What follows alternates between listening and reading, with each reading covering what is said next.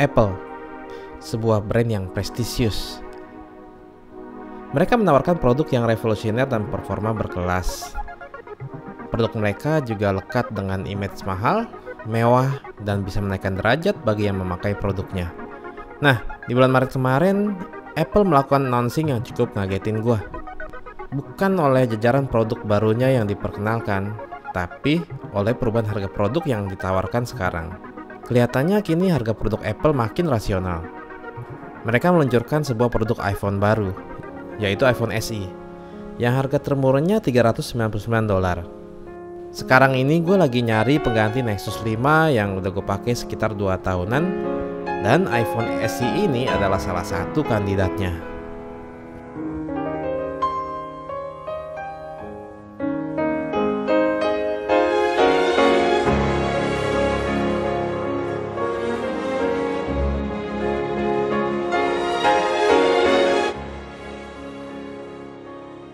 Pertama kali gue megang HP ini, kesan pertamanya adalah kecil.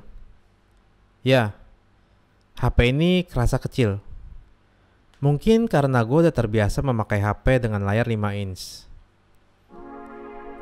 Tapi setelah gue nyalain HP ini dan ngetes sana sini, ternyata sangat pas. Nggak berasa kekecilan. Mungkin karena efek dari icon-iconnya yang besar. Gue awalnya sering typo waktu ngetik, tapi mulai terbiasa setelah gue pakai beberapa jam. Karena ukuran HP ini yang compact, sangat nyaman buat keluar masuk kantong celana. Terus sangat nyaman juga buat dioperasikan dengan satu tangan. Gue jadi cukup respect dengan pendapat Steve Jobs yang anti dengan HP yang bongsor. Tapi sayangnya menurut gue kenyamanannya agak dirusak sama posisi tombol power yang di atas. Jadi agak sedikit repot. Andai ditaruh di posisi kanan di mana biasa jempol gue berada. Terus karena terbiasa pakai HP yang rada gede, nonton video di layar 4 inch ini berasa agak kurang puas sih. Tapi gue punya tablet, jadi nggak masalah. Gue bisa nonton pakai tablet gue. Nah, layar yang punya kerapatan 326 ppi ini harus gue akui sangat bagus. Apple menyebutnya dengan istilah Retina Display. Perlu gue infoin kalau Retina Display itu cuma istilah marketing dari Apple untuk menyebut layarnya yang pakai panel IPS dan punya PPI yang cukup tinggi. Apple emang suka bikin istilah sendiri, mungkin biar kelihatan eksklusif. Dari sisi desain, sama persis dengan desain iPhone 5s. Gue awalnya bingung sama strategi Apple, di mana mereka ngeluarin produk baru dengan desain lama. Kenapa nggak desain iPhone 6 aja dikecilin?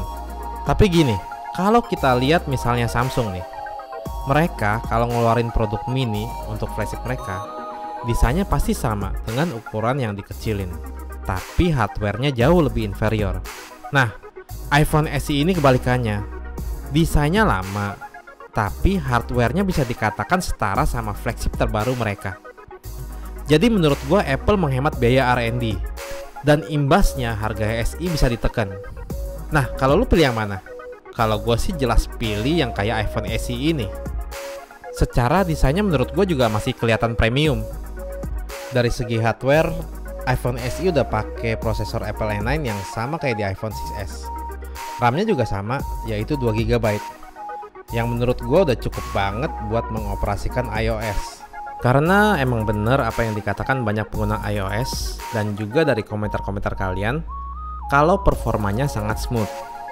Gue kayaknya nggak pernah ngerasain lag di HP ini. Walaupun ada animasi transisi di sana sini, tapi iOS ini masih terasa ringan. Oke, gue adalah pengguna Nexus yang notabene sangat smooth juga. Walaupun emang kalau dibandingin side by side nih ya, iPhone terlihat agak lebih cepat, tapi nggak terlalu signifikan sih, yang bisa sampai bikin hidup gue berubah gitu. Gue juga ngerasa Touch ID-nya cepet, walaupun katanya nggak secepat iPhone 6s yang udah pakai Touch ID versi baru. Personally gue lebih suka posisi di belakang. Tapi HP ini sangat compact, jadi gampang banget diraih sama jempol gue. Yang gue kurang suka nih, tombol pengoperasiannya cuma satu, yaitu tombol home.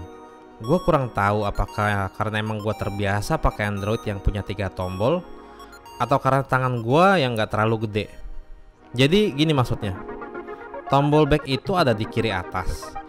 Dan walaupun HP ini compact, tapi gue agak kerepotan buat mencet tombol back. Soalnya gue megang HP pakai tangan kanan dan posisinya begini nih, bukan kayak gini. Andai Apple bikin tombolnya kayak HP Meizu, touch untuk back dan ditekan untuk home button. Tapi untuk sekarang sih sebetulnya ada solusinya. Tinggal pakai smart tempered glass yang kayak gini nih, yang gue udah berkali-kali coba beli tapi nggak pernah dapet. Oh, gue agak heran pas perhatiin orang-orang yang pakai iPhone, kenapa mereka suka banget nyalain assistive touch. Padahal menurut gue nggak ganggu banget, estetikanya jadi buyar. Ada yang bilang biar tombol home-nya awet, soalnya banyak kasus yang rusak. Gue rada nggak percaya sih HP yang harganya agak beda jauh sama motor, tombol home-nya cepet rusak. GPU-nya juga sama yang dipakai di iPhone 6s, Power VR GT 7600. Performa gamingnya nggak bisa diremehkan, bagus banget. Jadi menurut gua walaupun harganya termasuk mid-end, tapi sebetulnya performanya udah termasuk kategori high-end. Kamera belakang 12 megapikselnya nggak beda sama iPhone 6s. Autofokusnya pakai face detection, atau dalam kamus Apple, focus pixel. Dan sebetulnya cepet sih. Apalagi buat yang belum pernah cobain kamera Samsung Galaxy S7. Hasil kameranya bagus, cukup tajam tapi nggak berlebihan.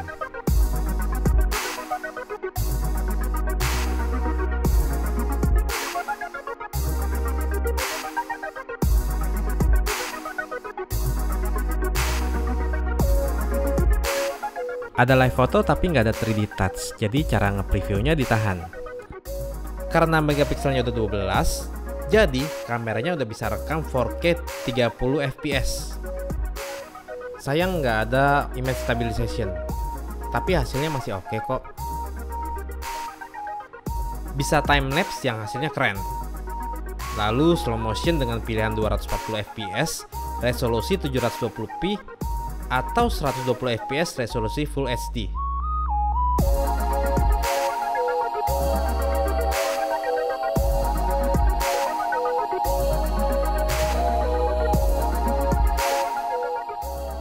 Sayang kamera depannya sama kayak iPhone 5s, jadi resolusinya cuma 1,2 megapiksel doang. Tapi masalah kualitas sih masih bagus lah. Posisi speakernya di bawah dan suaranya bagus di outdoor, kondisi rame juga masih lumayan kedengeran.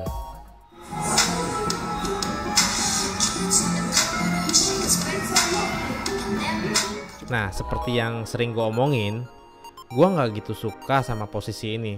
Soalnya sering banget ketutup sama tangan gue. Tapi di iPhone SE ini jarang banget ketutup sama tangan gue.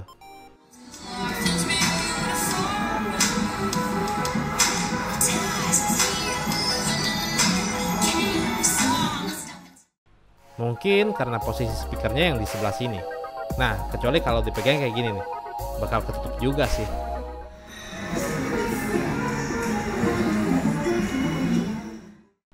Kapasitas baterainya sangat kecil, cuma 1600-an mAh doang.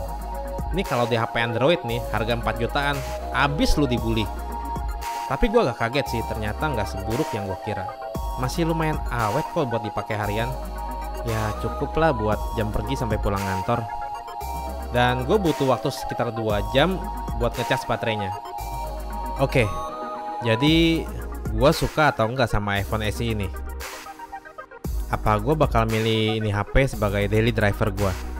Emang sebetulnya ada beberapa hal yang gue kurang srek, kayak ketergantungannya sama iTunes.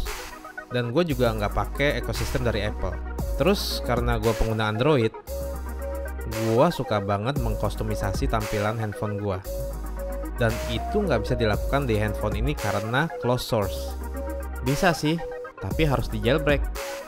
Bahkan awalnya nih, pas gue mau pakai musik yang ada di handphone gue buat jadi ringtones pun agak ribet. But does it matter? Karena emang udah terbayar sama OS yang enteng, performa yang mulus, dan kualitas kamera yang bagus. Dan kelihatannya kalau memang niat, gue juga bisa dengan gampang beradaptasi dengan hal-hal yang tadi gue permasalahin. Kayak masalah layar yang kecil. Kalau diingat lagi, gue dulu pernah pakai Sony Xperia X8 cukup lama. Bayangin men, dengan jempol gue yang gede gini, gue ngetik di layar 3 inch. Bayangin. Sebetulnya secara overall sih gue cukup jatuh hati dengan handphone ini. Kelihatannya cocok banget buat gue jadiin daily driver. Desainnya juga premium, dan untuk harga segini masih cukup masuk akal. Kayaknya sih bisa bikin derajat gue naik juga.